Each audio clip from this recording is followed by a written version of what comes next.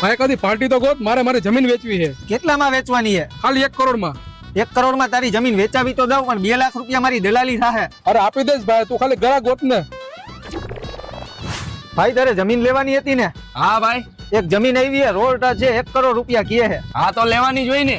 તને જમીન તો લેવરાઈ દઉં, પણ 2 લાખ રૂપિયા મારી દલાલી થાહે. હા કાંઈ વાંધો નહીં. હા તો જવા દે હાલ.